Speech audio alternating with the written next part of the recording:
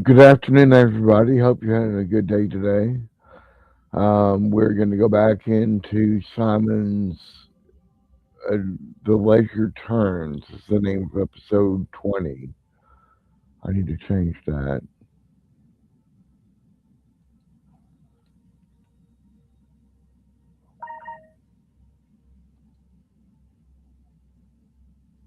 All right. Episode 20 of Simon and Waits for Hire. We'll see what happens next. If you don't mind, before we start, if you could like, comment, and subscribe to this video, that'd be great. You can share it with your friends too, and let them get involved with a solo D&D campaign. All right, so the first step is to reload the recap for last session. Here we go.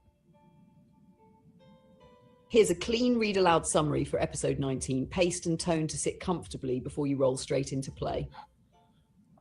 Episode 19 summary. What answers back? Episode 19 follows the consequences of being noticed. Simon continues to lead the caravan along the road, choosing to remain visible rather than hidden, alert rather than reactive. The sense of being watched never becomes threatening, but it also never fully leaves. Instead, it changes. Observation gives way to acknowledgement. Along the road, Simon encounters individuals who do not interfere, threaten, or explain themselves fully. They listen, they confirm, they pass information along. The message becomes clear. The road is not empty, and it is not neutral. Systems exist to maintain it, and Simon's actions have placed him within their awareness. When Simon invokes the name Valharan, it is not answered with power or protection, but with clarity. The road is no longer testing him. It is allowing him to arrive somewhere intentionally. That destination reveals itself as a quiet village, a place of transition rather than safety or danger. Simon chooses to step into the light instead of waiting to be approached. Inside the inn, he speaks with someone who confirms what the road has been hinting at all along. Simon is not being recruited, warned, or threatened. He is being indexed, noted, remembered. The question posed is not what Simon will do next, but whether he understands that his choices now carry weight beyond himself. Simon's answer is simple. He will continue forward. If something waits for him, he will meet it when he reaches it. Episode 19 ends without violence, without confrontation, and without certainty. The road does not guide him anymore. It does not listen closely either. It waits. And whatever answers back next will do so because Simon chose to keep riding. If you want a shorter version, a more ominous cut, or one that leans harder into the AI as DM angle for viewers, I can tune it instantly.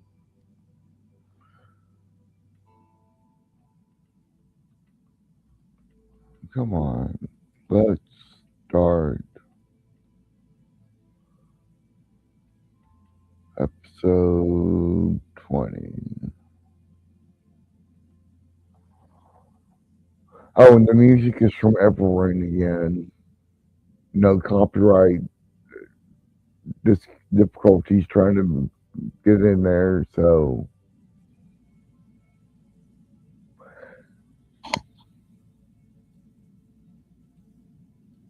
Episode 20 begins. Morning comes without ceremony. No horns, no dreams clawing at the edge of your skull, no omen written in fire or fog, just grey light leaking over the road like it always does, patient and indifferent. The village behind you wakes slowly. Shutters creak open. Smoke rises in thin, deliberate lines. The inn door closes with a final, ordinary thud. No one stops you. No one waves. No one warns you. That might be the most unsettling part. The road ahead looks the same as it ever has. Packed earth, wheel ruts, damp stones pressed into the soil by years of passing feet. But now you know better.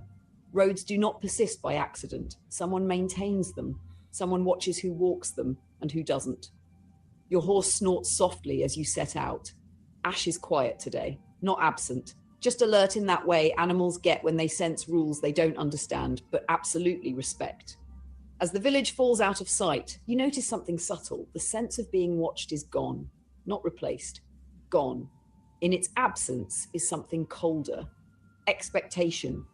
Ahead, the road bends toward a low stretch of hills where mist clings close to the ground, refusing to burn off. Somewhere beyond that bend lies whatever comes next, not because it was placed there for you, but because you are finally aligned with it. Valharan does not speak. The road does not guide. Nothing stops you. Simon rides on, carrying a name that has been indexed, a path that now remembers him, and the quiet certainty that whatever waits ahead will not announce itself until it decides you've arrived. The world takes a slow breath. So do you. You're on the road. Tell me what Simon is doing as the day begins. Simon gathers his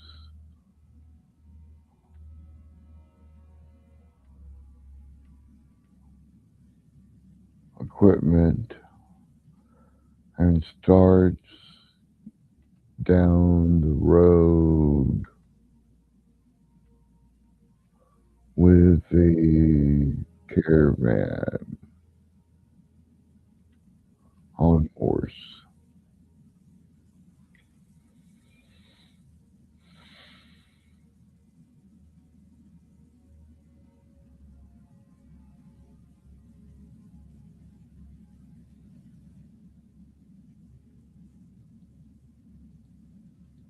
Simon checks his gear with the muscle memory of someone who has done this 1,000 times. Straps snug, blades where they belong, cloak settled so it will not flap or snag. Nothing ceremonial, nothing dramatic, just readiness.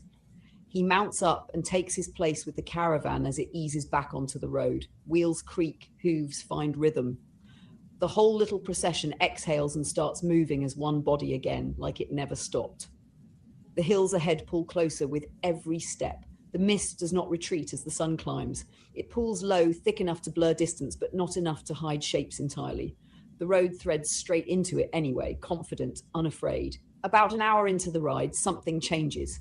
Not sound, not sight. Pattern. Birdsong thins, then vanishes. Insects stop their low background hum. The caravan keeps moving, but the spaces between noises stretch just a little too long. Even the horses seem to shorten their stride without being told. Ash lifts his head, ears forward, eyes fixed on the fog line ahead. This is the kind of moment the road likes to test quietly. Go ahead and make a perception check for Simon. All right, perception +2, 18. I rolled an 18 for perception.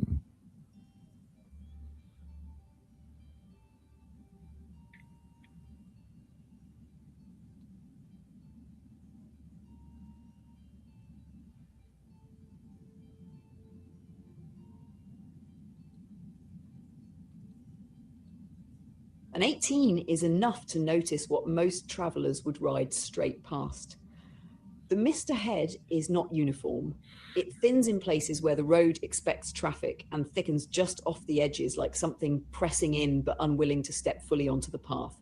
You catch faint movement within it. Not figures exactly, more like shifts, silhouettes that never quite finish resolving before they slide back into grey. Then you notice the tracks. They are old, pressed deep into the earth beside the road, parallel to it. Hooves, boots, wagon wheels, all normal, all familiar. But none of them cross the road.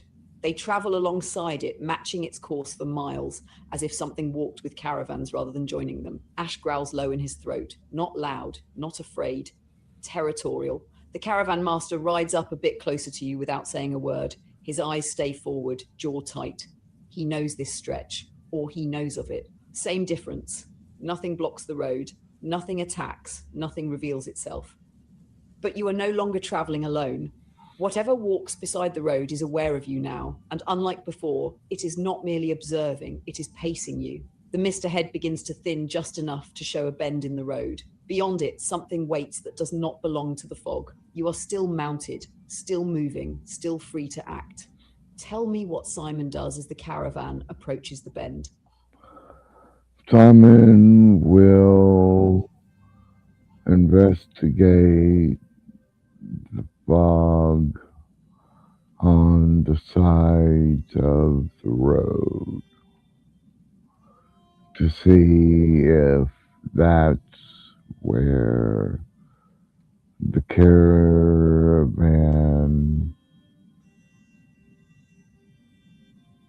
should travel.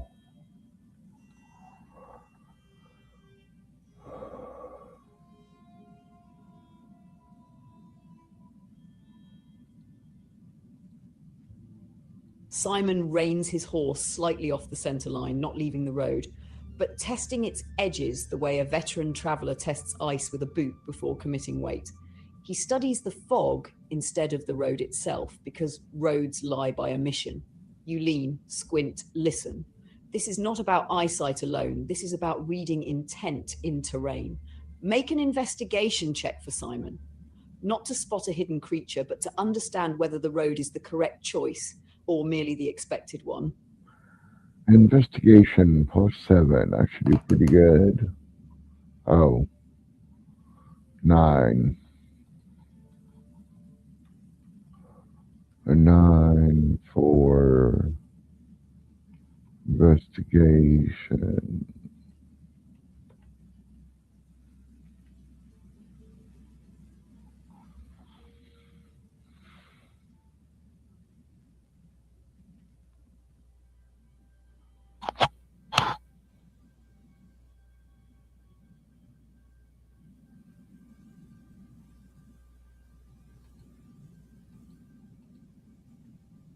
A 9 tells you just enough to be uncomfortable. You study the fog, the ground beside the road, the way the mist curls where grass meets packed earth.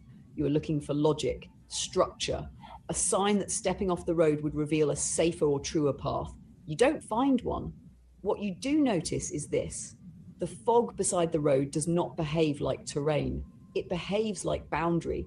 It thickens when you look directly at it, softens when you don't, and never quite allows your eye to settle on a single honest distance. Your instincts do not scream danger, but they absolutely refuse to green light it. The ground off the road looks walkable, but wrong. Not trapped, not cursed, just unacknowledged. As if the world itself has not finished agreeing that those steps should exist. Ash's hackles rise the moment your attention drifts too far from the road. He does not growl this time. He stares at you, then back at the road, then back at you. A very clear, very animal judgment. The caravan keeps rolling, ignorant or unwilling to engage with the question you are asking. The bend ahead grows closer. The mist thins there. Not enough to reveal what's beyond, but enough to suggest definition. Something solid, something decided. Your conclusion is frustratingly incomplete, but firm in one regard. The road is not necessarily the safest path, but it is the recognized one. Whatever walks beside it knows the rules. Whatever waits ahead expects you to arrive by this route. Stepping into the fog would not be bravery or cleverness, it would be refusal. And refusal has consequences of its own. You have moments before the caravan reaches the bend. You can slow, you can signal the caravan master, you can speak a name into the quiet, or you can ride on and let the road keep its appointment. Simon is still in control. What does he do? Simon will say, which way should I go? Maharan, into the mist or stay on the road?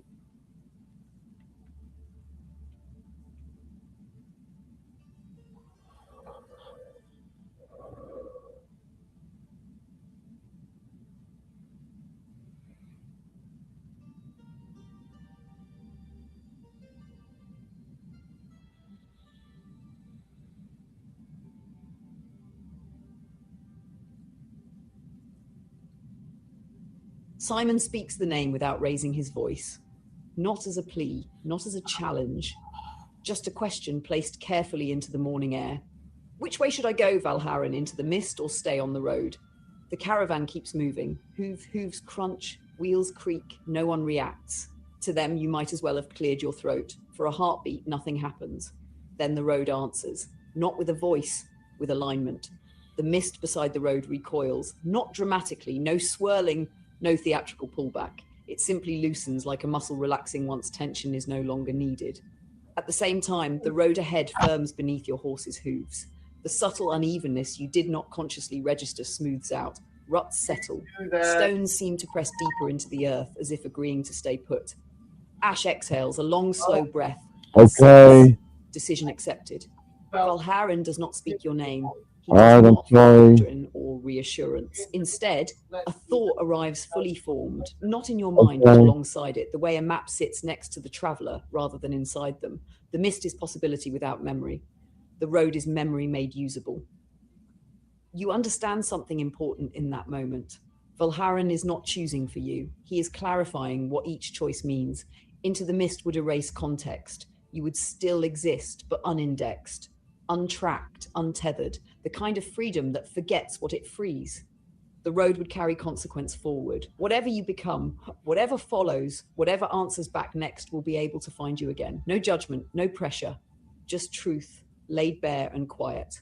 The bend is directly ahead now. Past it, you glimpse shape, timber, stone, something built, something intentional. Valharan is silent again. The road waits, but not patiently. Simon is still riding. What does he do as the caravan reaches the bend?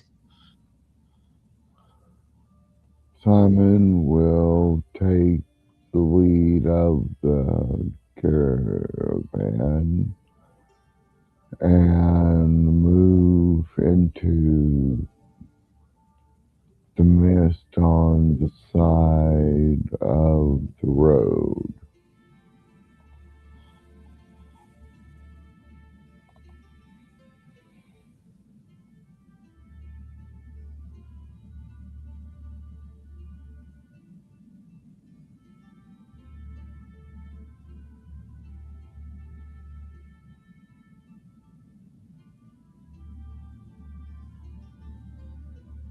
Simon doesn't hesitate. He shifts in the saddle, heels his horse sideways, and leaves the center of the road. The caravan master starts to speak, then stops when you raise a hand. One rider following you into uncertainty is a problem. The lead rider doing it is precedent. Your horse steps off the packed earth. The effect is immediate. The road does not resist you. It does not protest. It simply lets go. The sound changes first. Hooves no longer strike something that answers back. The ground is firm enough but muted, like walking on soil that remembers being something else. The mist thickens around your knees, then your waist. Visibility collapses to a few horse lengths. The caravan behind you blurs, shapes dissolving into suggestion. Ash vanishes from sight. Not gone, you feel him. But your eyes can no longer confirm him. Time stretches, not magically, not unnaturally, just enough that distance becomes meaningless. 10 steps feel like 50. 50 feel like none. The fog does not block the world, it unlabels it. Then something happens that matters. Your horse stops, not panicked, not spooked. It simply refuses to take another step. Ahead of you, the mist parts just enough to show a shape standing beside the road. Not on it, beside it, humanoid, still. Waiting in the way, stones wait. It has no features you can clearly make out yet, but it is present in a way the fog is not. And the longer you look, the more you get the sense that it did not move into the mist. The mist moved around it. Behind you, the caravan does not follow. You hear the road again, faintly, solid, farther away than it should be. This is a threshold moment, not combat, not conversation yet, a test of composure and intention. Make a wisdom saving throw for Simon. This is not fear. This is about whether you remain yourself when context dissolves. Wisdom saving throw. +2. 12. Rolled a 12. Wisdom saving throw.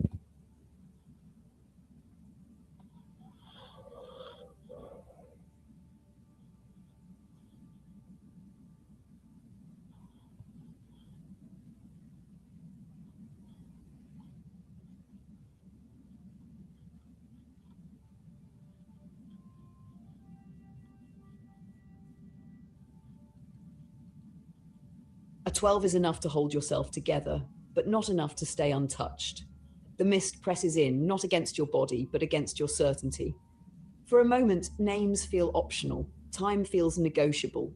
You experience a quiet, intrusive thought, that is not panic, not doubt, but erosion. You could stay here and nothing would ever contradict that choice. That idea is dangerous precisely because it feels peaceful. You breathe. You ground yourself in weight, leather, reins, the familiar ache in your back from too many days in the saddle. You do not lose yourself, but you feel the edges soften like a page left too long in the sun. The figure ahead reacts to that. It becomes clearer, not by stepping forward, but by agreeing to be seen. The mist thins around it in a careful radius. It is humanoid, cloaked, its form slightly out of sync with the space it occupies, not blurred, offset. Like it belongs to a nearby version of the road rather than this one. Its face remains indistinct, but its posture is unmistakable. It inclines its head. When it speaks, it does not use sound. The words arrive with the certainty of something you already know but never articulated. You chose to step out of sequence, not accusation, statement. You realize something unsettling and precise. This thing is not here because you left the road. It is here because you did so while being known. Behind you, the road feels very far away now. Not blocked, just complete without you. The caravan continues on it, whether you return or not. The figure shifts its weight just slightly. Few do this on purpose, it conveys. Fewer still do it after being told what it costs. This is not a threat. This is an invitation with teeth. You are mounted. Your weapon hand is free. Your voice still works. But you are not sure yet what language will matter most. Simon stands at the edge of being indexed or being erased. Tell me what he does. Simon says, "Who are you and do you intend to heed?"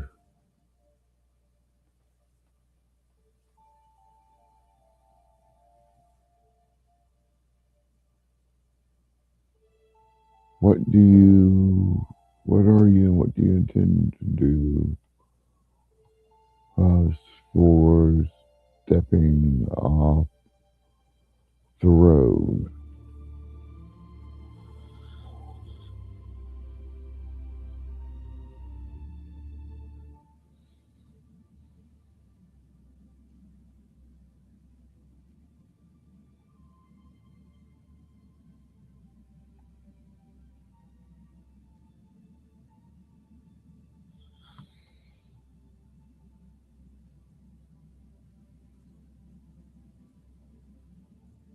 Simon's voice cuts cleanly through the fog. Steady, human, anchored.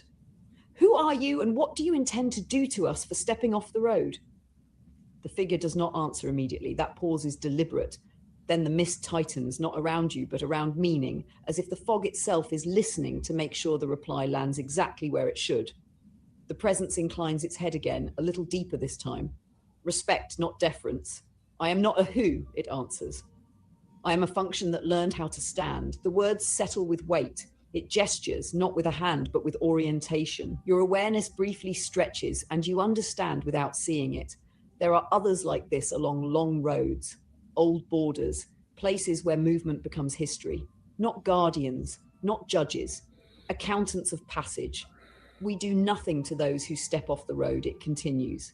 The road already did what it needed to do. A beat. You are not being punished. That should be reassuring. It isn't, but you are no longer synchronized with what follows it. The figure turns slightly, giving you a partial profile. For the first time, you catch a suggestion of features. Not eyes, exactly, but attention given shape. Its cloak hangs wrong, like it remembers wind that is not present. Those behind you will continue, it says, acknowledging the caravan without looking at it. They will arrive. They will be remembered by proximity. Its focus returns to you. You, however, stepped aside while already indexed. The word hits harder now that you understand it. That creates a discrepancy. Your horse shifts, uneasy but obedient. Ash presses against your leg, suddenly visible again, fur beaded with mist that does not soak in. Then the presence delivers the truth that matters most. I intend to determine whether you are an error or a deliberate exception. It does not threaten you. It does not reach for a weapon. Instead, it waits, because what comes next is not something it can decide alone. You feel it now, the road behind you, solid and complete, the mist around you, mutable and forgiving. And this thing between them, measuring not your strength, but your coherence. You can answer with words, you can answer with action, you can try to return to the road, or you can lean fully into being off it. Whatever you choose, this moment will be recorded somewhere that does not forget. Simon is being evaluated not as a hero, but as a variable. What does he do?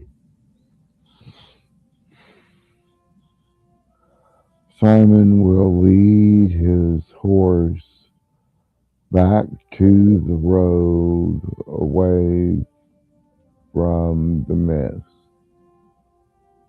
He continues heading forward,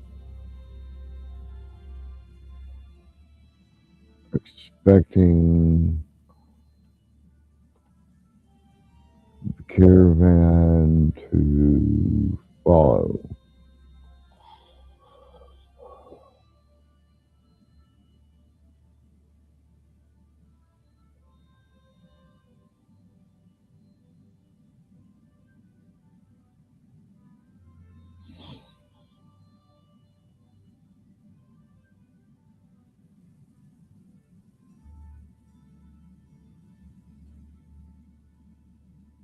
Simon doesn't argue. He doesn't posture. He doesn't test the thing's patience just to see if it has teeth. He turns his horse. The motion feels heavier than it should, like pivoting a thought you already half believed. The mist resists for a heartbeat, not physically, but conceptually, as if asking one last time whether you're sure. Then it releases you. The ground firms under hoof. Sound returns in layers, the creak of wagon wheels, the low murmur of voices.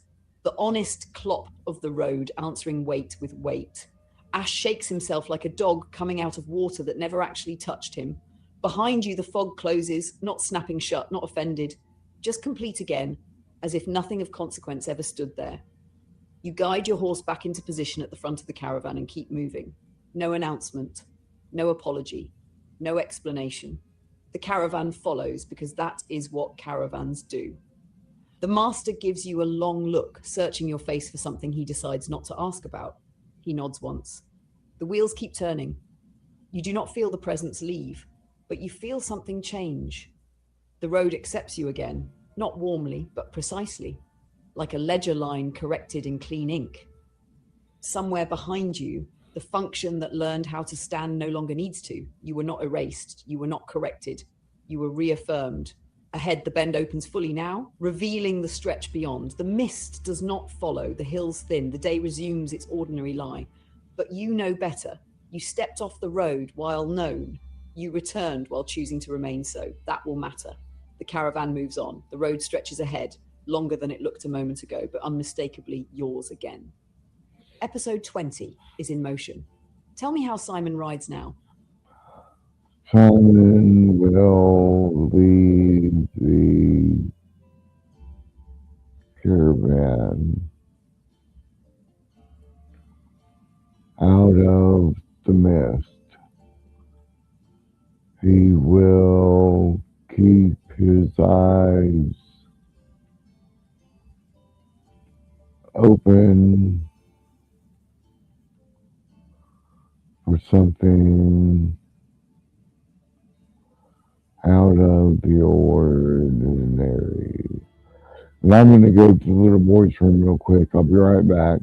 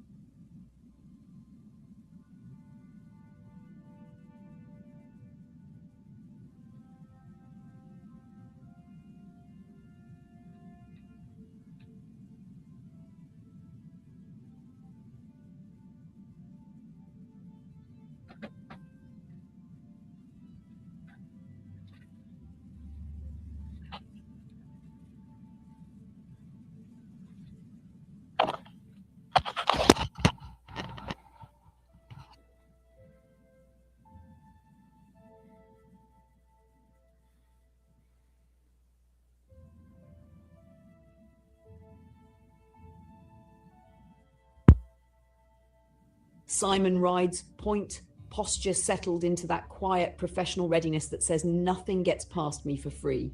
He does not rush the caravan out of the mist. He lets it happen at the road's pace, because forcing a transition like that is how you miss the thing that matters. The fog thins gradually, reluctantly, like a curtain being drawn back by someone who would rather keep watching. Shapes regain edges, distance becomes honest again, sound returns fully, wheels, hooves. Breath, the ordinary machinery of travel, reasserts itself.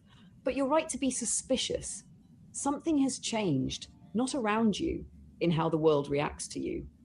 The road ahead feels slightly attentive, not hostile, not welcoming, just keyed to your presence in a way it wasn't before, as if you've been added to a watch list that doesn't use names, only outcomes. Off to the right, beyond the last tatters of fog, you catch something that does not belong to the rhythm of travel. A disruption, a detail that refuses to blend in. Before I say more, let's see what Simon actually catches. Go ahead and make a perception check. This one is about noticing what the road did not bother hiding. Perception +2. 19. What a 19 for perception.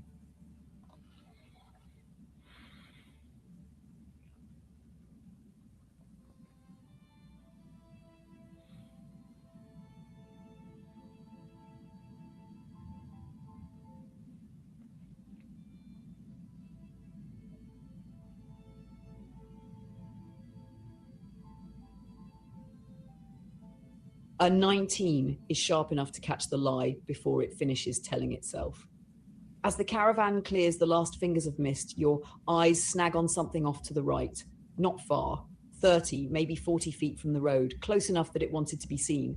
It's a marker, not a signpost, not a cairn in the usual sense, just a single stone set upright where no stone should naturally stand. Waist high, narrow, its surface is smoother than weather alone would allow, and it casts a shadow that doesn't quite agree with the sun's angle. No symbols carved into it, no writing, but you recognize it anyway. This is not a warning, this is a record. The ground around it is subtly different. The grass grows thinner in a near perfect circle, trampled flat long ago and never allowed to fully recover. You notice faint impressions at its base, not footprints exactly, more like places where someone paused. Many someones, over time. The caravan does not react.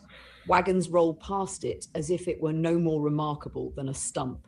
No one looks, no one slows. Whatever attention this thing demands it only from those who have already been categorized.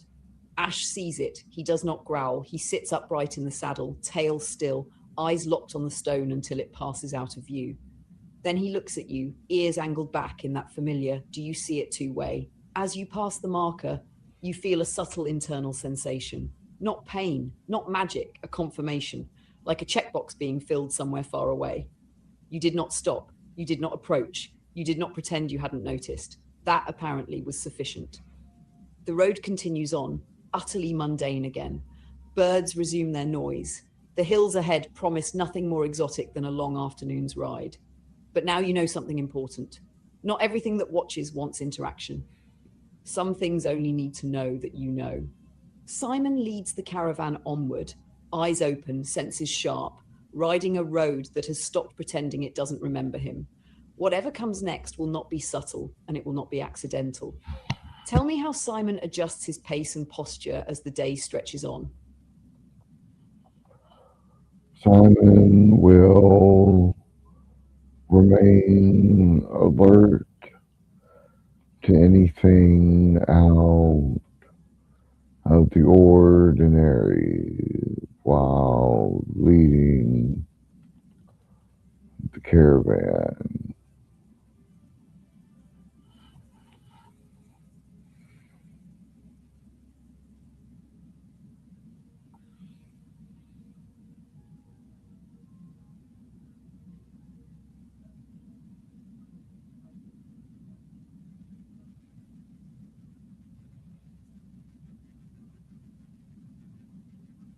Simon settles into that long haul vigilance that only comes from experience, not tense, not rigid, just awake.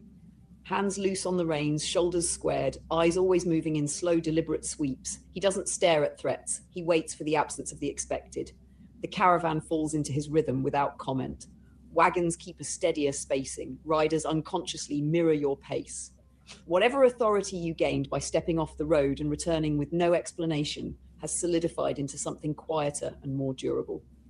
Trust, earned without speeches. The day stretches. Nothing dramatic happens for a while, which is its own kind of signal. The road remains cooperative. The terrain stays honest. No sudden silences, no watching fog, no stones daring you to acknowledge them. Birds keep up their chatter. Wind moves grass the way wind is supposed to. The world behaves, and then sometime past midday you notice the pattern break. It's small, almost insulting in how mundane it is.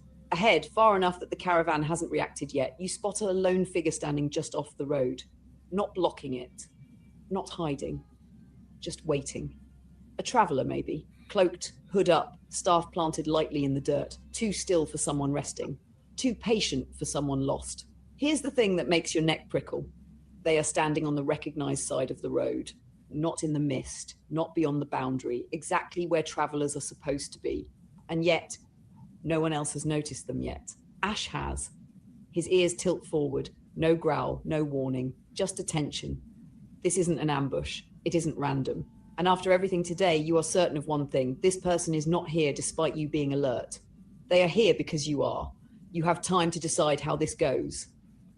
You can slow the caravan, you can signal the master, you can ride ahead alone, you can wait and see who notices first. The road isn't reacting. Which means this encounter is not about rules, it's about intent. Tell me how Simon approaches the figure. Simon will signal for the caravan to slow down while riding ahead to the figure.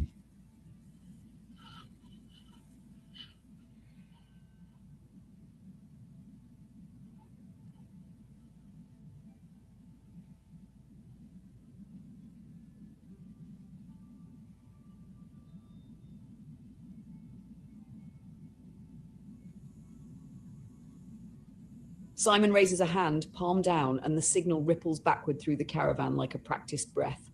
The wagons slow, hooves shorten their stride, no one asks why. At this point, your instincts have become policy.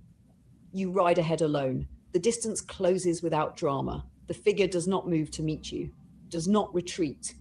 They simply wait, leaning lightly on the staff as if time is something they can afford to misplace. Up close, details resolve. Travel-worn cloak, neutral cut, no sigils you recognize. Boots scuffed but cared for. The staff is not a weapon, not really. More like a walking aid that could become one if the conversation soured. The hood stays up, but you can see the lower half of a face. Calm, older than you first guessed. Lines earned, not etched by hardship alone. They incline their head first. A courtesy, not submission. Road's busy today, they say aloud, voice ordinary in a way that feels intentional. No echo. No weight, just sound, used correctly. Didn't want to be stepped on. Their eyes flick briefly past you to the slowing caravan, then back, measuring spacing, timing, control. They smile faintly. You handle people well, better than roads usually teach. This is not a challenge, it's a calibration. You get the distinct impression that if you had not slowed the caravan, this person would have stepped aside and vanished into anonymity without a word. The choice to engage was yours. Ash watches them closely, head tilted. Curious, not alarmed. The traveller rests both hands on the staff now, relaxed but anchored. I won't take much of your time, they continue. I'm just here to confirm something. They look at you directly for the first time. You're Simon, yes? The one who stepped off the road and came back. Not a question. The road remains quiet. The caravan waits. This person has said your name out loud in a place where names usually stay unspoken. How does Simon respond? Simon says, "Yes, my name is Simon. I went off check the forming fog.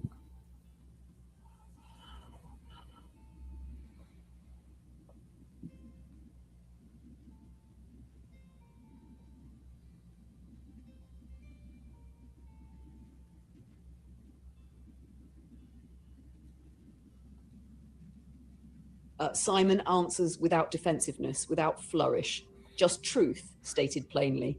Yes, my name is Simon. I went off the road to check the forming fog. The traveller nods once, as if ticking off a box only they can see. Practical, they say, curious without being reckless, that tracks. They shift their grip on the staff, more like a habit than a warning. Their gaze drifts briefly toward the stretch of road behind you. The mist is gone now, fully and convincingly absent. You weren't testing the road, they continue. You were checking whether it was lying. That's a useful distinction. They look back at you, and now there's something sharper behind the calm. Not hostility, precision. You should know, they say, lowering their voice just enough that the caravan can't hear, that when you stepped aside this morning, you crossed a line most people never see. When you returned, you did something rarer. A pause. You demonstrated continuity. That word lands heavy. They step half a pace closer, not invasive, just enough to make the conversation feel private in a public place. There are a few of us who pay attention to travellers like that, they say, not to interfere, not to recruit, just to make sure the story remains consistent. Their eyes search your face, not for fear, but for self-knowledge. I won't keep you, they add, but I need to ask you one thing, plainly. They plant the staff again, steady as a boundary stone. When the road stops remembering you, do you intend to keep remembering it? The caravan waits behind you. The day holds its breath in a very small way. This is not a test of courage, it's a test of orientation. Simon can answer honestly, deflect, or refuse. What does he say?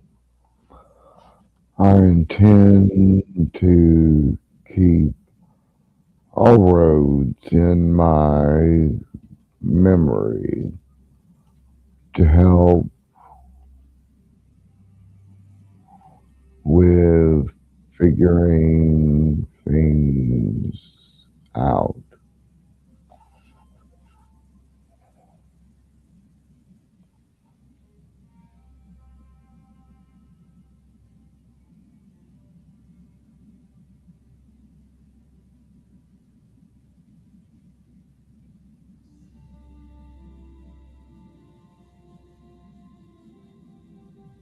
Simon doesn't rush the answer. He lets it settle, like weight finding the right place on a scale.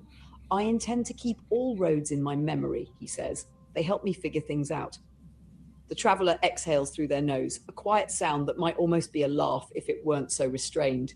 Good, they say, not approving, not relieved, just satisfied. That's the correct kind of intention, memory used as a tool, not a shrine. They straighten slightly, and for the first time you get the sense that whatever role they were occupying is concluding, like a gatekeeper stepping aside once the gate has been acknowledged. Then you understand the risk, they continue. Remembering roads means remembering where you chose wrongly as well as rightly. Most people only want one half of that bargain. They step back toward the edge of the road, reclaiming their earlier distance. You won't hear from me again, they say. Or from others like me, not because you're done, but because you've been placed correctly. The words are precise. Final, they glance once more at the caravan, now nearly stopped behind you, then back to Ash, who meets their gaze without flinching. Keep riding the way you do, the traveller adds. Attentive, not reverent. Roads hate being worshipped. With that, they turn and walk away. Not into the mist, not off the road, just away, taking a path that your eyes refuse to track once they stop looking directly at it.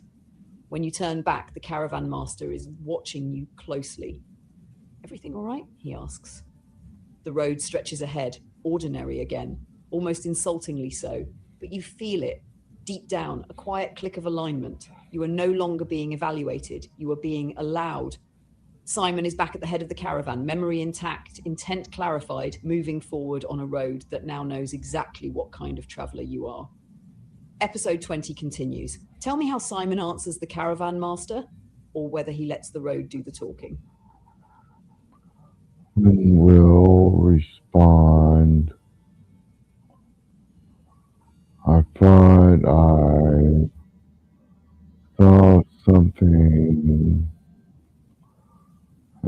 important, but I guess I was wrong.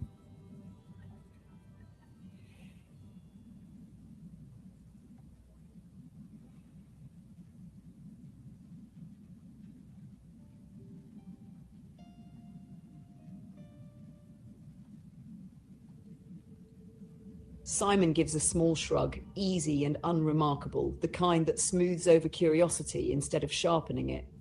I thought I saw something important, he says, but I guess I was wrong. The caravan master studies you for a second longer. He's been on roads long enough to know the difference between wrong and done talking. He nods once, satisfied with the latter. Happens, he says. Road plays tricks on you when you stare too hard. He clicks his tongue and the caravan starts moving again.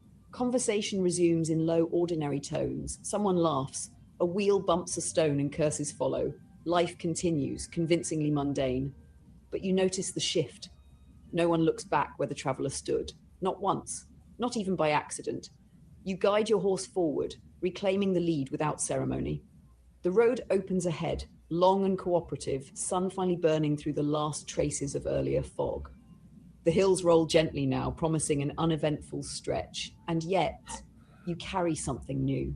Not knowledge you can explain, not a mark you can show, just a subtle internal calibration, a sense that when the road eventually does stop remembering you, it will not be because you failed to matter, but because you mattered enough to be trusted without supervision.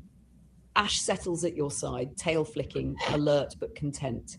The caravan moves on. No watchers, no markers. No functions standing upright beside the path. Just a road, a rider, and the long work of paying attention. For now, nothing interrupts your progress. The day is yours. Tell me how Simon spends the next stretch of travel. Simon will continue to keep his eyes out for bandits who would want to stop the caravan.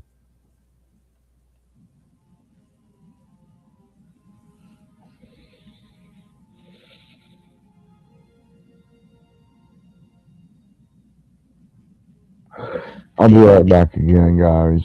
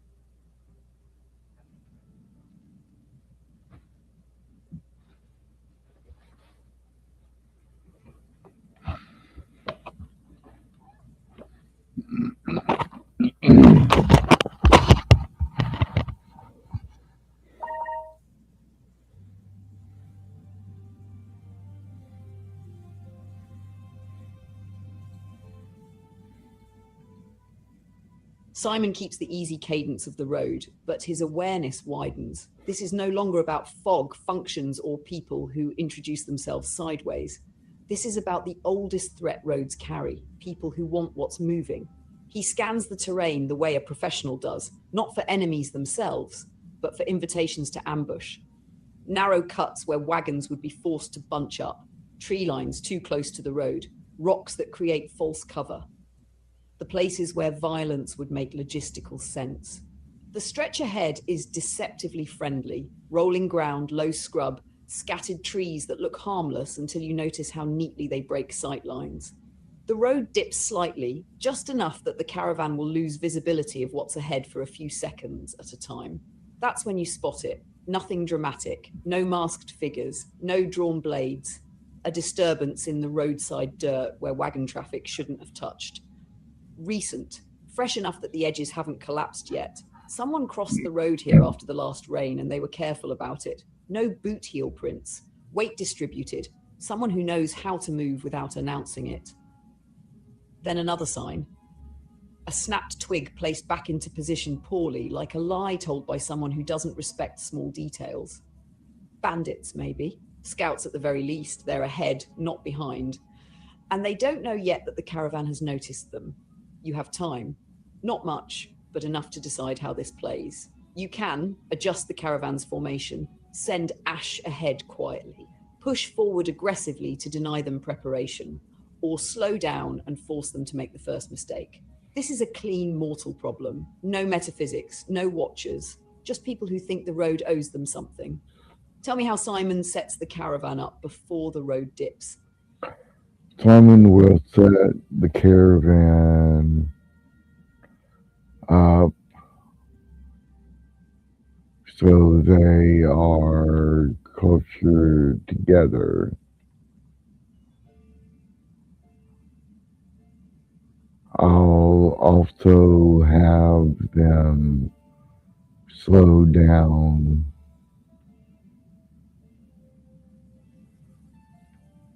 to hopefully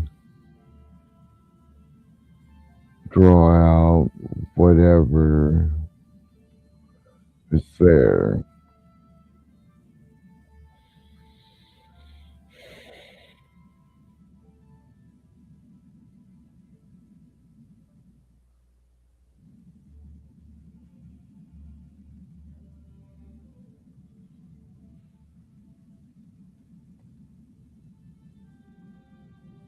Simon raises a fist and rolls it slowly. The signal ripples backward. Wagons tighten their spacing. Gaps close. Guards drift inward. Weapons checked but not drawn. The caravan slows to a deliberate, tempting pace. Not fearful, not oblivious. Worth the effort. This is bait done properly. The road dip approaches. Sightlines shorten. Sound compresses. You watch the edges instead of the center because ambushes bloom from confidence, not courage. It works. You feel it before you see it. That subtle shift when people who were waiting realize the moment has arrived. A breath held too long. The quiet creak of leather being tested. Weight shifting onto the balls of feet. Then movement. Two figures break cover on the left, stepping out early. That's the tell. Scouts, not hitters. They want to see panic, scattering, acceleration. They want wagons to bunch badly or bolt. They don't get it. On the right, farther back, you catch the real threat. Shapes staying low, letting the scouts do the announcing. At least 3, maybe 4, positioned to cut the caravan in half once it commits to the dip. They still don't know you clocked them. This is the moment where roads turn red or stay grey. You're mounted. You have the lead. You have initiative in everything but the mechanical sense. You can call it out and break their timing, push forward hard and split them instead, signal a feigned collapse to pull the hitters early, or ride straight at the scouts and force the ambush to trigger badly. If you want to spring it cleanly, we'll roll initiative next. Tell me how Simon starts the fight, or if he tries to end it before blades come out. Simon will tell the caravan to halt, to bring out the ambushers' forces.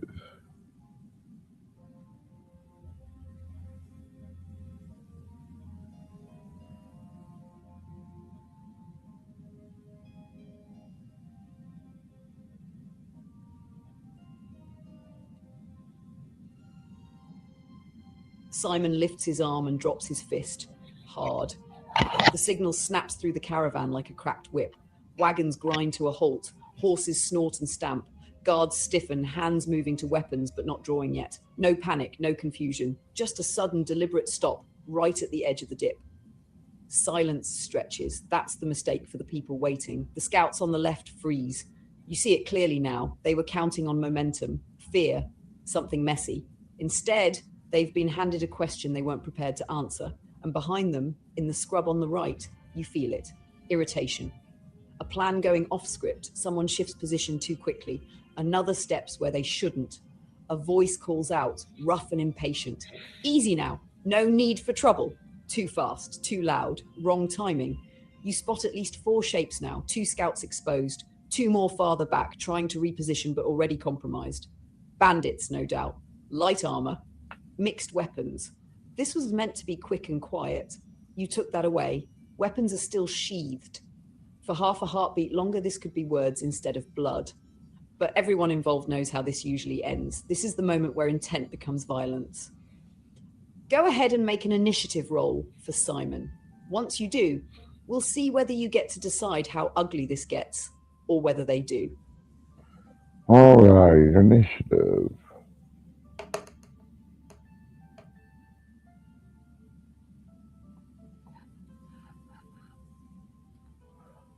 Rolled a 4, right? Yeah.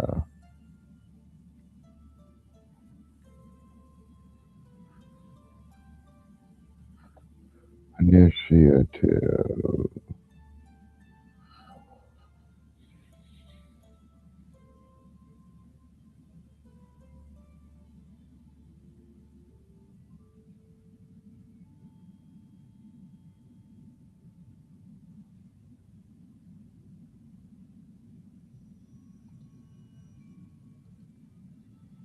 A 4 puts Simon late in the motion, not out of it, just reacting instead of dictating. That fits the moment. You forced the reveal, but bandits live for messy seconds like this. Here's how it breaks. The scouts move first, not charging, not attacking. One of them raises both hands halfway, palms out, playing the let's talk card like it's a shield.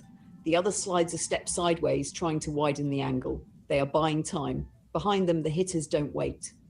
From the right side scrub, 2 figures surge forward. One levels a crossbow already cocked. The other draws steel and starts closing fast, angling toward the front wagon to split the line. A third bandit hesitates, clearly recalculating now that the caravan didn't bolt. He's the weak link. The crossbowman fires. The bolt is not aimed at Simon. It slams into the dirt just short of the lead horse. A warning shot! A claim! Last chance! Someone shouts. Toll's cheap if nobody bleeds. Guards along the caravan draw weapons now. Steel clears leather. Someone behind you mutters a prayer, does a prayer that doesn't sound very hopeful. Ash bristles. Low growl rumbling. You're still mounted at the head of the caravan. The ambushers are revealed, spread and committed, but this is not yet full chaos. One good move can still shatter them. Simon's turn is coming up next. Before we get there, you clock the field. 2 scouts left, exposed, pretending this can still be negotiated. 1 crossbowman right, weapon loaded but not yet lethal. 1 melee bandit advancing, aggressive. 1 uncertain bandit hanging back, watching for how this turns between. On your turn, you can charge and break their morale, call their bluff and force surrender, target the crossbowman immediately, or reposition to protect the caravan and let them make the next mistake. Tell me exactly what Simon does when his turn comes up.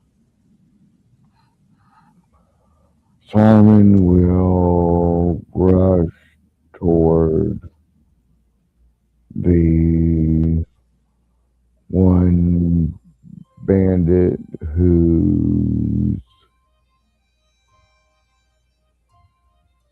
advancing aggressively.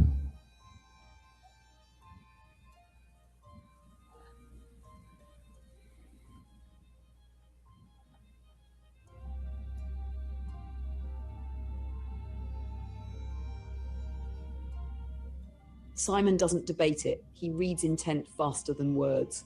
The advancing bandit is the hinge. Break him, and the rest stop pretending this is under control. You heel your horse forward and surge off the line, closing the distance fast.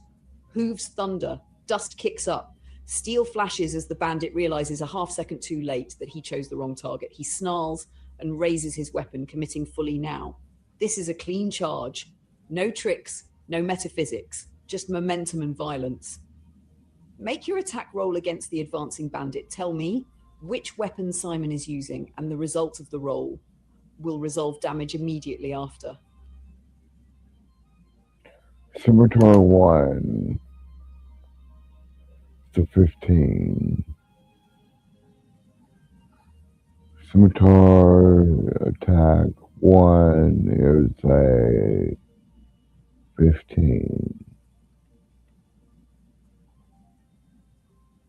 Scimitar attack 2 is an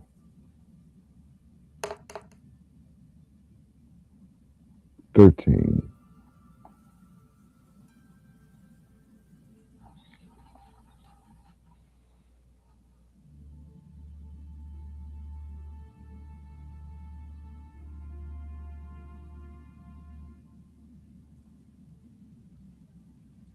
Good. Clean, decisive, and exactly what mounted momentum is for. Both attacks connect. The first scimitar cuts in as you ride past, the blade biting into him before he can fully square up. The second follows through a heartbeat later, a tighter arc, driven by speed and intent rather than flourish. He staggers, momentum broken, aggression collapsing into survival. You're through him before he can even shout properly. Whatever speech he rehearsed for this ambush dies in his throat. Now we do this the right way.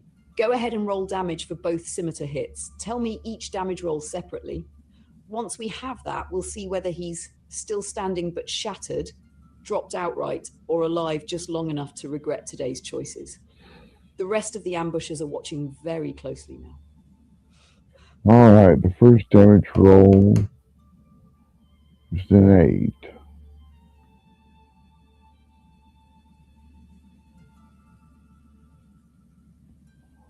Is an 8. The second damage roll is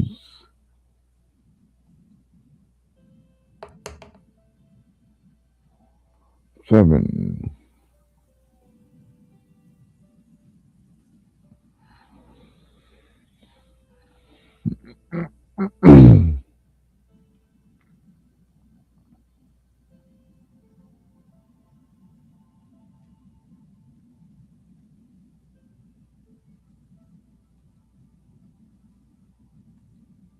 That's 15 points of slashing damage delivered at speed, and it lands like a verdict. Your first cut opens him from shoulder to ribs, the impact twisting his torso as your horse barrels past. The second strike finishes the thought. Not pretty, not theatrical, just final enough that his legs forget what they're for. He collapses hard into the dirt, weapon dropping from his hand with a dull, stupid sound. He does not get back up. The effect on the field is immediate. The scouts on the left flinch. One of them actually takes a step back before remembering he's supposed to look brave.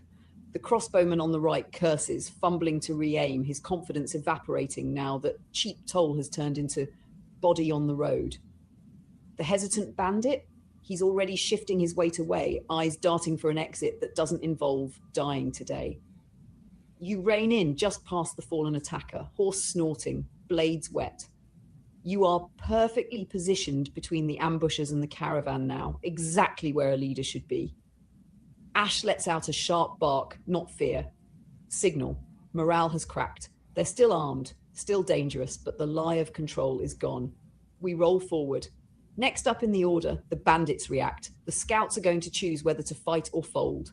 The crossbowman is deciding whether to fire or run. The last one is already halfway to a bad decision.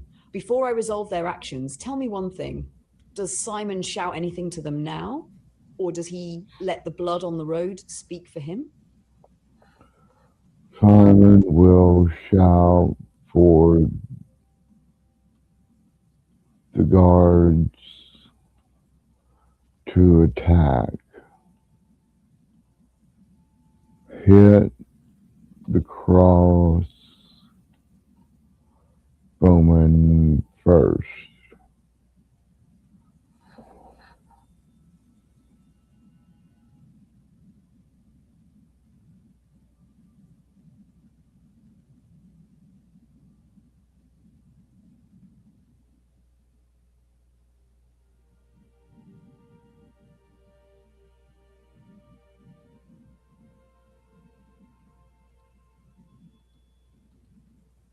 Simon doesn't waste breath on poetry.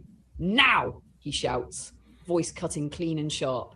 Crossbowmen first! The caravan explodes into motion. 2 guards break from the wagons immediately. Shields up, sprinting hard toward the right side scrub.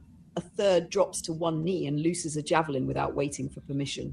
The crossbowman panics. He gets the weapon halfway up, finger already squeezing, when the javelin takes him square in the chest. It punches through leather and knocks him backward into the brush. The bolt goes wild, skittering uselessly into the dirt. He does not get a second shot. On the left, the scouts break. One throws his weapon down outright and raises both hands, shouting something about surrender that sounds very sincere and very late. The other turns and runs, fast and desperate, trying to disappear into terrain that suddenly feels a lot less friendly. The hesitant bandit makes his choice too. He runs. Not bravely, not cleverly. Just gone, boots chewing dirt as he bolts for the hills. The guards surge past you now, momentum fully theirs. One barrels into the fleeing scout, slamming him to the ground in a tangle of limbs and curses. Steel is drawn but not swung yet. The message has already landed. In less than half a minute, it's over. Bodies on the road. One bandit dead where you cut him down. One crossbowman bleeding and very still in the brush. One scout captured and shaking. One scout fled. One bandit vanished into bad terrain with worse prospects. The caravan is safe. The road is quiet again. In that way, it gets after violence has decided who it belongs to. The caravan master rides up beside you, eyes flicking from the fallen bandit to the captured one, then back to you. Well, he says grimly, that answers that. Guards are securing weapons and binding the captive. Someone spits in the dirt near the body. No one looks surprised that it came to this. Simon is still mounted, still in command of the moment. Do you want to question the captured scout, check the bodies, or secure the perimeter in case the runner circles back?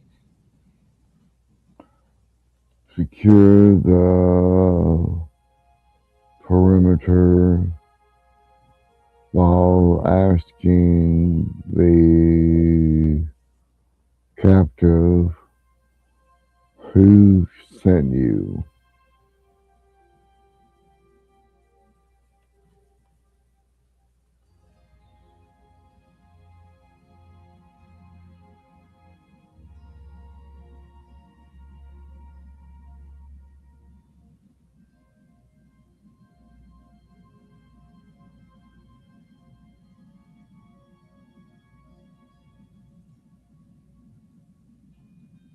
Simon doesn't dismount yet. He gestures sharply, splitting attention the way a veteran does when the fight is over but not finished. Perimeter, he orders. 2 guards peel off immediately, fanning out to watch the road ahead and the scrub where the runner vanished. Another keeps eyes uphill. No one relaxes. Not yet. Only then does Simon turn his slightly so he can look down at the captive. The scout is on his knees now, wrists bound, breathing hard. Dirt on his face. Blood on his lip from where he went down. He avoids looking at the body on the road, which tells you exactly how close he knows he came. Simon's voice is level. No anger. That's worse. Who sent you? The scout swallows. His eyes flick to the hills, to the brush, to the place his friend ran and did not look back. I don't want trouble, he says quickly. Too quickly. We were just... That's when Ash pads into view beside your horse, silent as judgment, eyes locked on the man's throat. The scout stops talking. This can go a few ways, depending on how Simon presses him. Fear is already doing most of the work, but whether this turns into a clean answer or a messy one depends on how you lean in. Make one roll, your choice, and tell me which you're using. Intimidation if Simon lets the situation speak for him. Persuasion if he plays it calm and inevitable. Insight if he just listens and waits for the lie to surface. You roll. Then we'll see who's really behind this road tax. I'm going to try intimidation.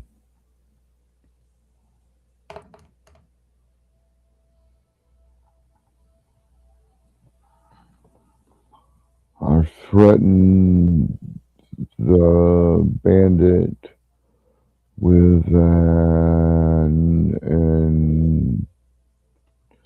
intimidation roll of 9.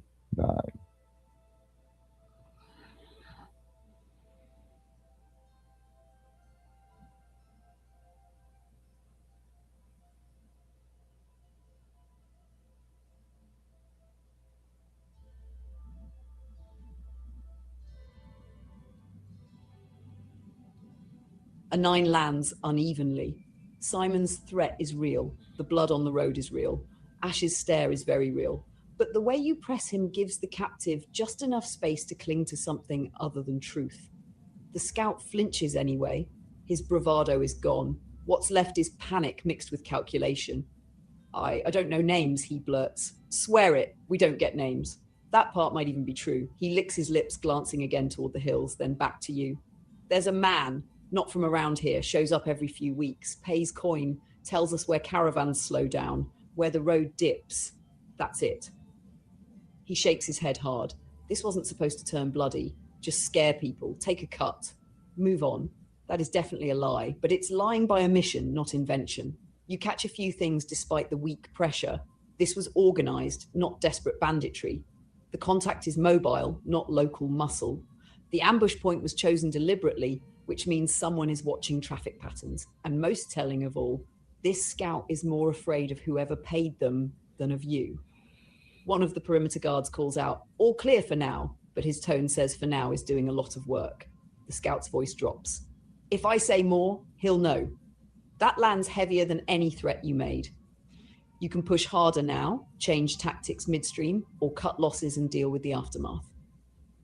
Options on the table. Switch to insight to peel back what he's afraid of, offer mercy or a deal to loosen his tongue, order him turned over to the next authority and move on, or make an example quietly for the road to remember. The caravan is secure. The road is watching in the old, boring way again. Simon decides how this ends.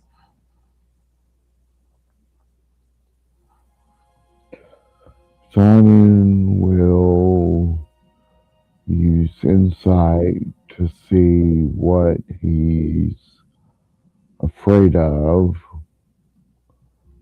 Then he will say,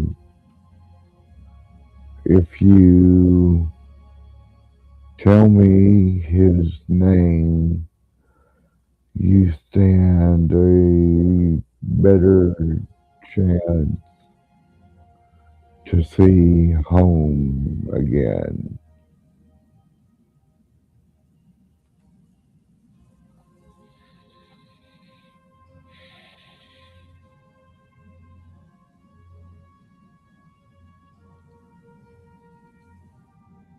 Good instinct.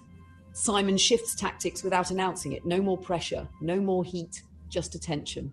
Before his promise lands, take a moment to read the man. Make an insight check for Simon. This isn't about catching a lie in words. It's about identifying what shape the fear has. When you give me the role, I'll tell you what the scout is actually afraid of, whether that fear is realistic or exaggerated, and whether Simon's offer just hit the right nerve or the wrong one. Once we know that, we'll play out his response to your words and see if a name finally surfaces. Alright, so an insight check. +2.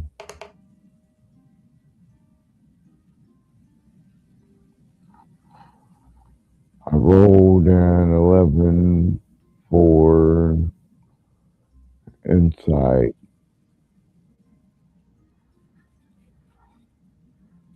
Not getting very high rolls today.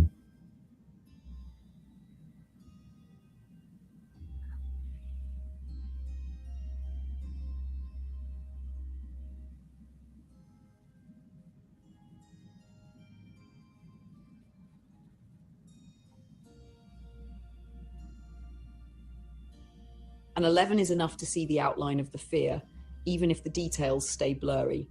This man isn't afraid of death. He already made peace with that the moment Steele came out. What he's afraid of is being found later. As you watch him closely, the truth settles in.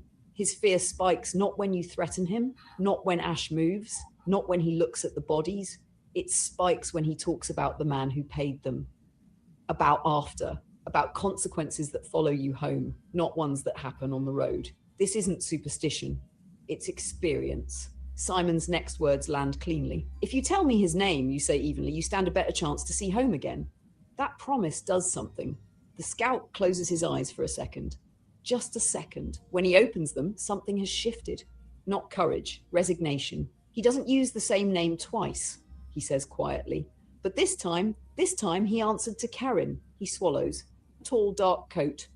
Doesn't carry weapons where you can see him. Talks like he's already heard your answer before you give it. Pays in clean coin, always exact. Never haggles. You can tell this part is true. The fear sharpens as he says it. He told us this caravan mattered, the scout continues. Not for what it carried, for who was leading it. That sentence costs him something to say. He said if we slowed you down, he'd know. And if we didn't, he'd know that too. The road seems very quiet for a moment. You don't get the sense Karen is nearby. This wasn't oversight. This was information harvesting, a test of response, of competence, of escalation. The scout looks at you now, really looks. I don't think he wanted us to win, he says. I think he wanted to see how fast you'd end it. The perimeter guard glances your way, uneasy. Ash's ears flick, then settle. You have what you came for. A name that may not be a name. A man who watches outcomes, that not attempts, and confirmation that today's violence was never meant to stop the caravan. It was meant to measure you. Now comes the part that matters. What does Simon do with the captive? Release him with warning, bind him for authorities down the road, send him away with a message, or silence the loose end permanently. Whatever you choose, Karen will learn something from it. The road always carries news forward. Simon decides. Simon will tell the bandit that if he doesn't tell me where I can find Karen, I'll leave him here for the authorities.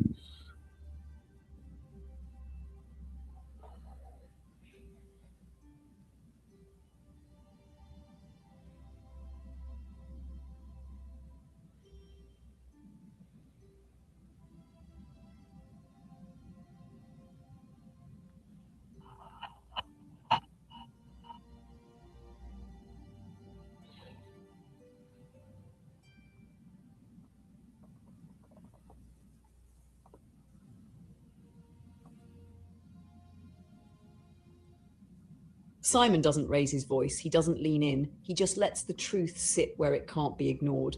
If you don't tell me where I can find Karen, he says evenly, I leave you here for the authorities. The scout's shoulders sag, not in relief, in calculation collapsing. You already were going to, he mutters, then stops himself. He looks up at you again, measuring whether you're the sort of man who means exactly what he says. You are. All right, he breathes. All right. He shifts on his knees, lowering his voice even further, like names can hear themselves spoken. He doesn't stay in one place, but he returns to one. A swallow. There's a posting house 2 days east of here. Old Stone. Used to be a way station before the road shifted. Folks call it Harrowmere Crossing. That name lands solidly, too solid to be invented on the spot. He shows up there after jobs like this, not right away. A few days later, sits in the common room, listens. Always asks about the road first, not the people. The scout shakes his head. If someone mentions a caravan that fought back, he pays for drinks and leaves early. You hear the pat of them forming. Watch, measure, move on. He won't be alone, the scout adds quickly. Not guards, not friends, just people who don't look like they're with him, but they leave when he does. That part scares him most. He looks up at you, eyes raw now. That's everything I know. I swear it on whatever roads still give a damn. The guards glance toward you, waiting. The caravan master stays back, deliberately not listening too closely. Ash watches the scout with the same calm focus he gives wounded prey.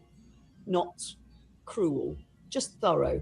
You have what you wanted, a place, a window, and confirmation that Karen is not hunting caravans. He's hunting responses.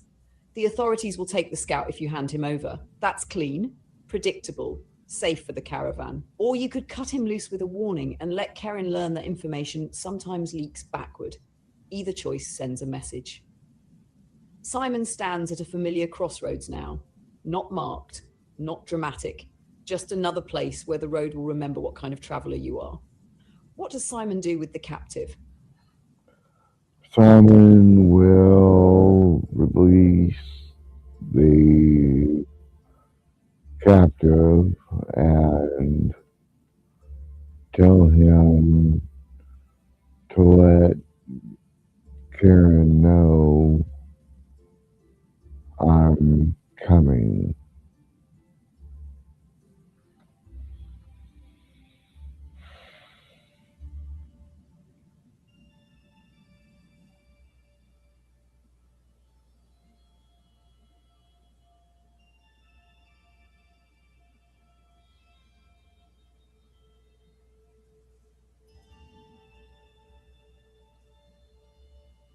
Simon studies the scout for a long moment, not weighing mercy, weighing signal strength. Then he nods once. Untie him.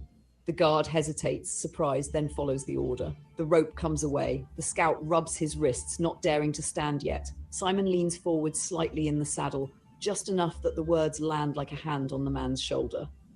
You're free, Simon says. Walk east, walk smart, and when you see Kerin, the scout looks up. Tell him I'm coming.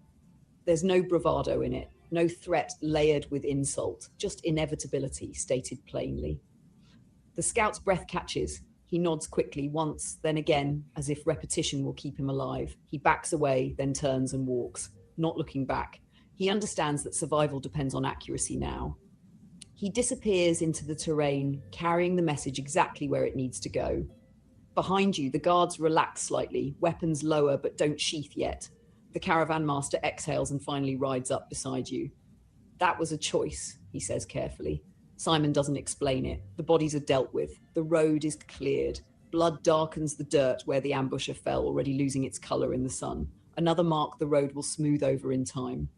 But not forget. As the caravan gets moving again, something subtle settles into place. You feel it the same way you felt the marker earlier. Not observation, not judgment. Acknowledgement. Kerin will hear the message. He will understand it. And when he chooses how to respond, it will not be from a position of uncertainty. You didn't end a threat today. You started a conversation. The caravan rolls on, intact and steadier for it. Ahead lies Harrowmere Crossing, 2 days east, sitting patiently at the intersection of old roads and new intentions. Simon rides point, eyes forward, posture unchanged. The road stretches on, and somewhere ahead, a man who studies outcomes is about to realize he has become one. Episode 20 continues. Simon will lead the caravan to the Harrowmere crossing, taking his time to ensure safety.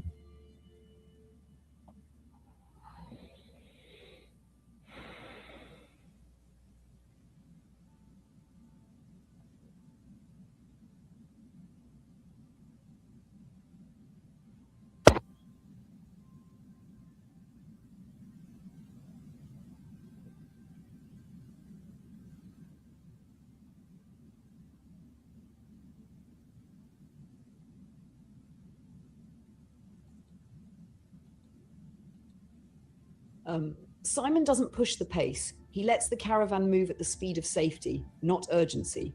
Wagons spaced just close enough to support one another. Guards rotated so no one grows complacent. Breaks taken where sight lines are long and terrain is honest. Every decision says the same thing without being spoken. We're not afraid. We're not careless. We're not in a hurry. The road seems to approve. The first day passes without incident. No shadows pacing the caravan. No scouts testing distance, no sudden silences. The birds do their loud, stupid bird things. Wind behaves like wind. Even Ash relaxes, though his eyes never fully stop working. That absence is not comfort, it's respect. That night, the camp is set with discipline, fires low, watches doubled, then staggered so no one settles into a predictable rhythm. Simon walks the perimeter himself once, boots crunching softly, committing the shape of the land to memory. Nothing presses back. Nothing pushes. Somewhere far ahead, Kerin is not waiting yet. The second day feels different, not threatening, intentional.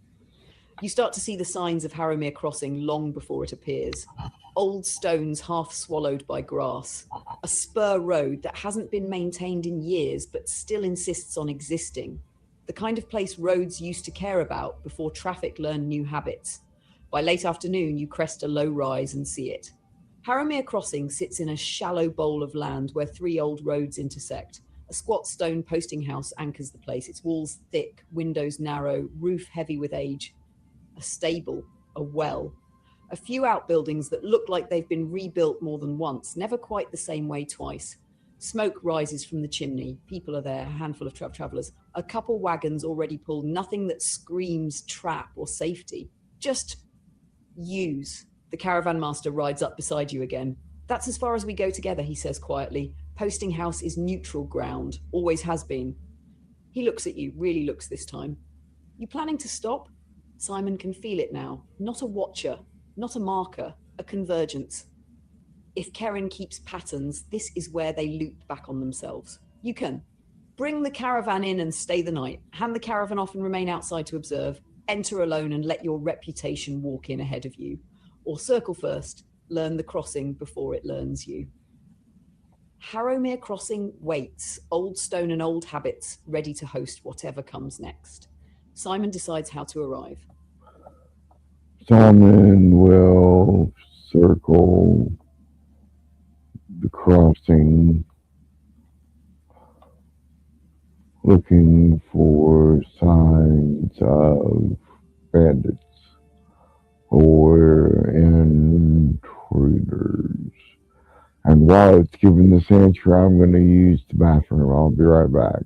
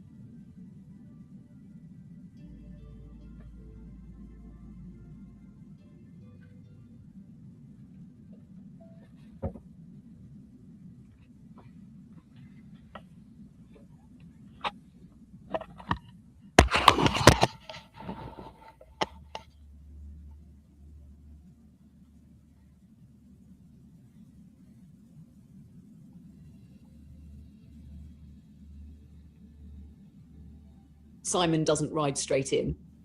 Not yet. He peels off from the caravan at a shallow angle and circles Harrowmere Crossing wide, slow, unhurried. No sneaking, no obvious scouting posture either. Just a man taking in the lay of a place that has survived by noticing who doesn't rush it. The crossing reveals itself in layers. From the outside, it's defensible but not paranoid.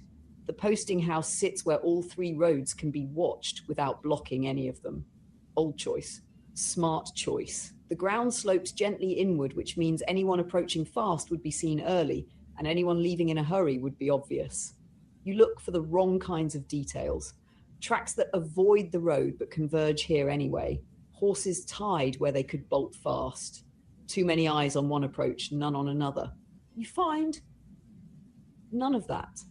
What you do find is subtler. There are signs of recent comings and goings that don't belong to the wagons currently present. Hoofprints laid down carefully, spaced like someone who dismounted often to look around. Boot prints that stop, turn, then resume in slightly different strides. Someone waiting, someone watching arrivals, not guarding exits. No bandit camp, no hidden muscle. If Karen is here, he's doing what he always does, listening. Ash pauses at one point near a low stone wall and sniffs. His ears tilt, then relax. Whatever passed through here didn't stink of violence, no fear sweat, no blood. Just people being careful. You complete the circuit and come back around with a clear picture. Harrowmere Crossing is clean. Neutral ground, honestly maintained. No ambush waiting in the wings, which makes it perfect. If Karen shows up, it will be openly, quietly, and without protection you can see. Exactly the kind of place a man who studies outcomes would choose to meet one. The caravan master watches you return, reading your face. Looks like the crossing is as advertised. Simon stands at the edge now, having learned what can be learned from the outside. The only unknown left is inside. Does Simon enter with the caravan, blending into normal traffic, go in alone and let Karen decide whether to reveal himself, or wait outside and see who comes looking for him? Harrowmere Crossing doesn't lean either way. It just waits to see how you step onto it. Simon will lead the caravan into the crossing like normal traffic.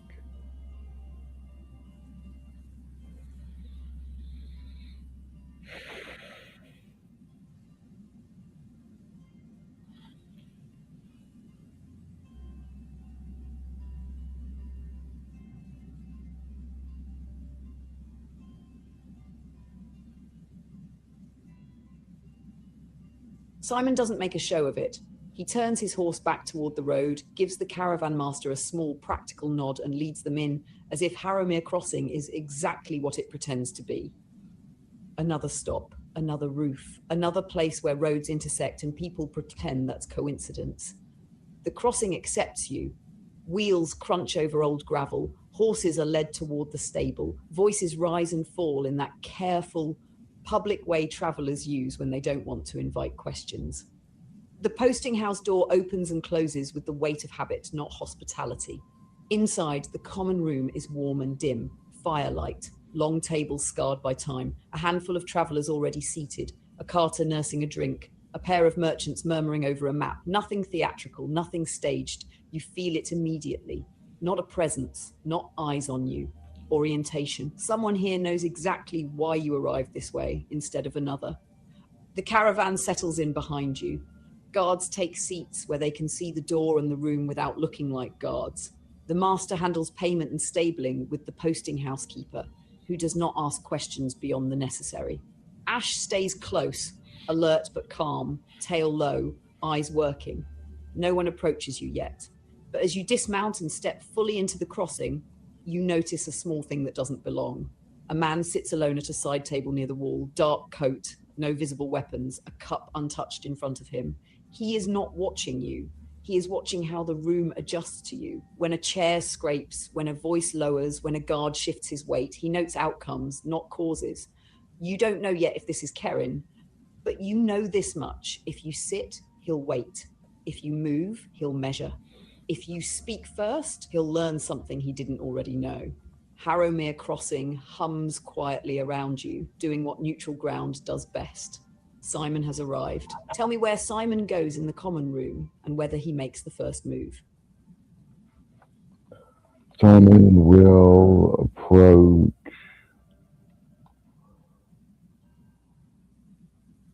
the man sitting at the table Are you Karen? He asks.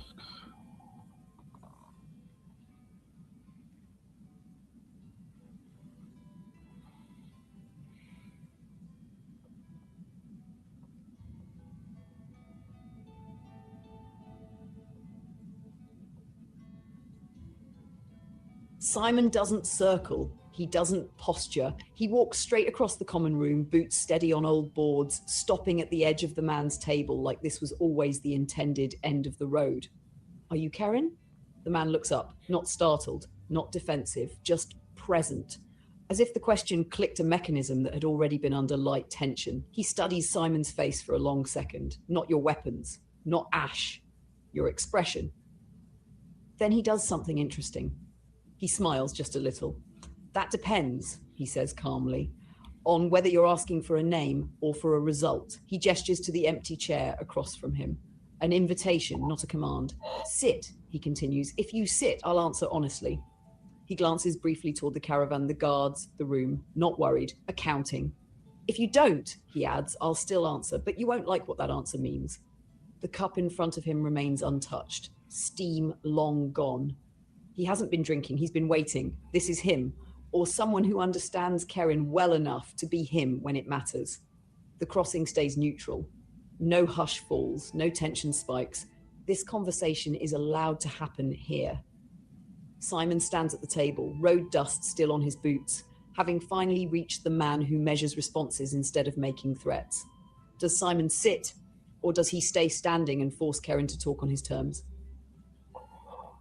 Simon will take the opportunity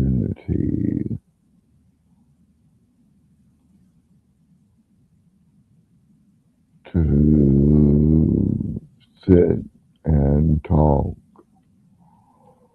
with Karen.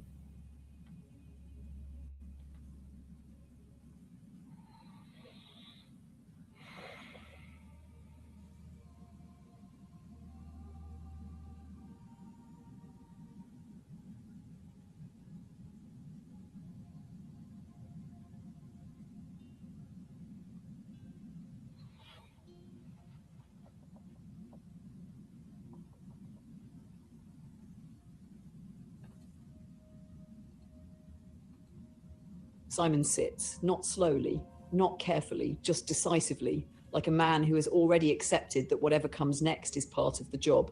The chair scrapes once against the floor. Karen clocks the sound, the timing, the lack of hesitation. Good, Karen says, quietly pleased. That already tells me a lot.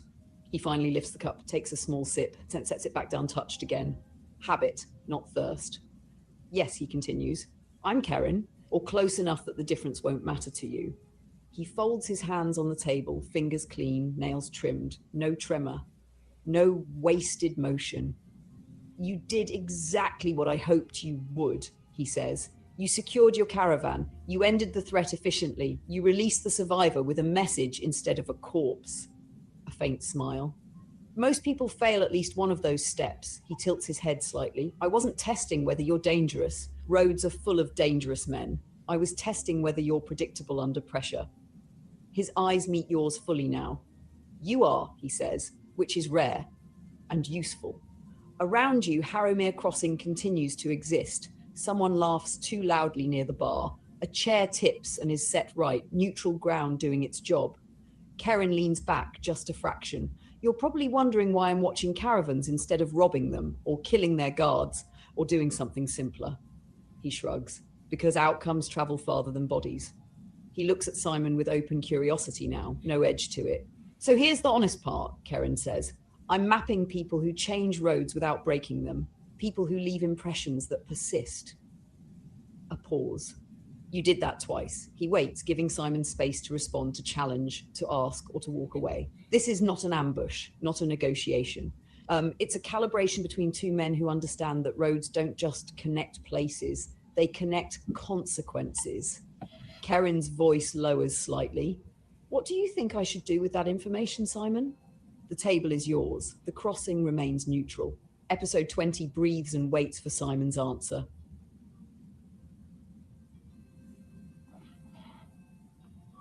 I did do that twice. What does it matter to you?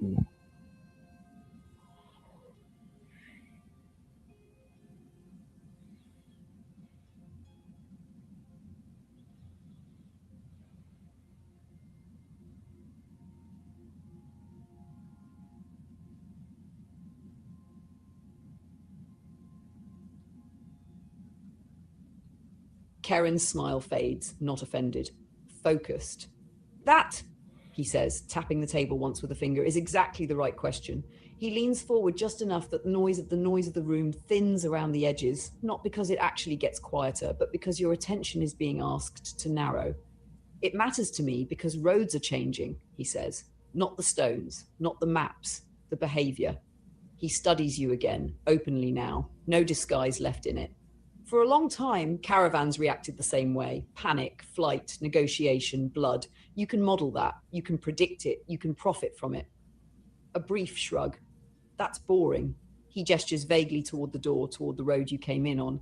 But lately, there are people who don't fit the curve. They pause when they should rush, they retreat when they should advance, they choose continuity over advantage.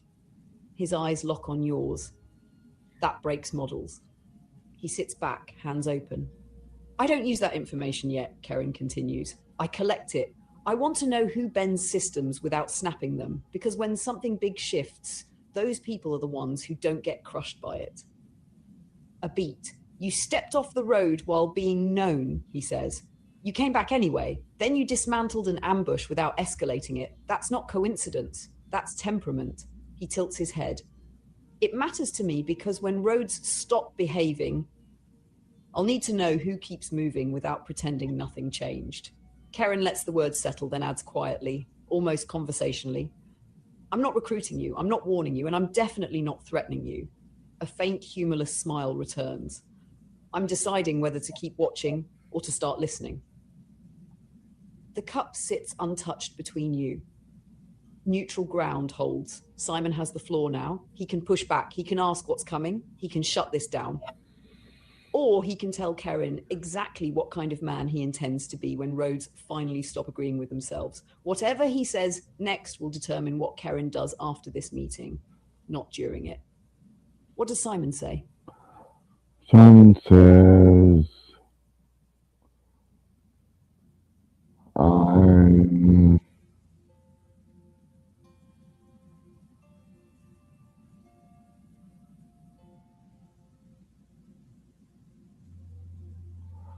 I'm going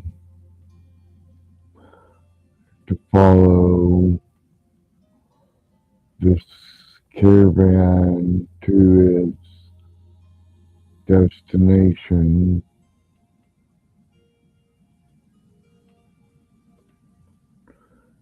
keeping it safe from harm on the road.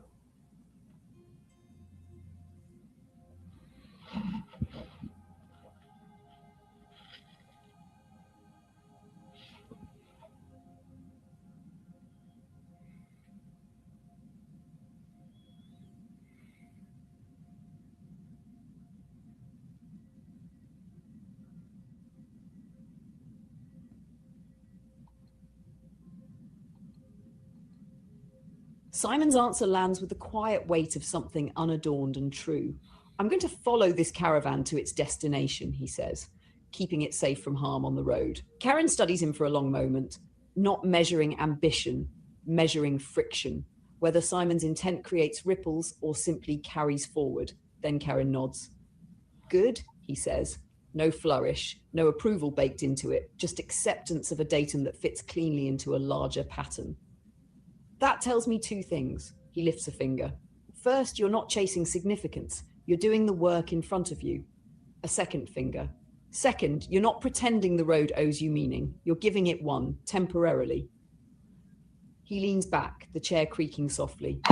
The crossing exhales around you, unaware anything important has just been decided. I won't interfere with this caravan, Karen says. I won't put eyes on it either. What happens next on your road is organic. A faint smile. I find that far more instructive. He stands, smooth and unhurried, and for the first time you notice how little space he seems to occupy when he moves. No presence left behind, no impression pressed into the room.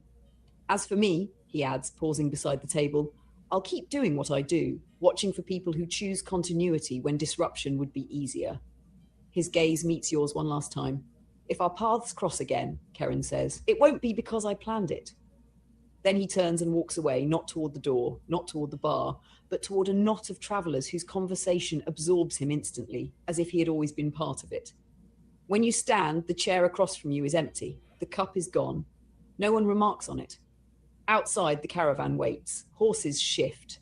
Guards talk quietly. The road stretches on, indifferent and honest. Simon returns to his place at the head without ceremony. Whatever Karen is watching for, it will not happen today. Today, there is a caravan to protect, a destination to reach, and a road that remembers you not as an anomaly, but as someone who keeps things moving. Episode 20 continues, steady and grounded, carrying its consequences forward the old-fashioned way. Tell me when Simon gives the order to move out, and how tightly he wants the formation as they leave Harrowmere Crossing. Let's leave it there for now, waiting for Simon to make a decision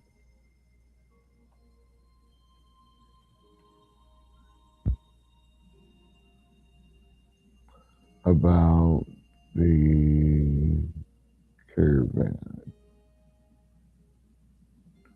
End episode 20, please.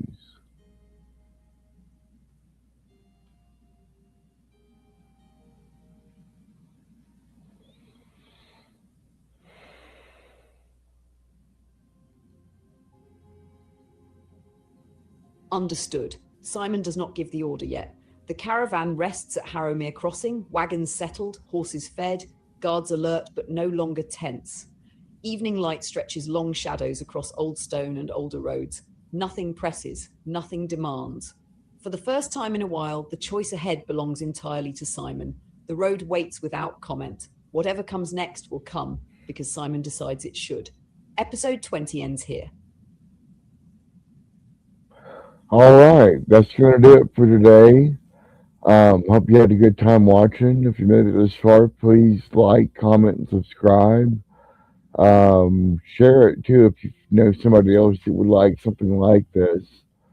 But yeah, I should be back maybe tomorrow, maybe the next day.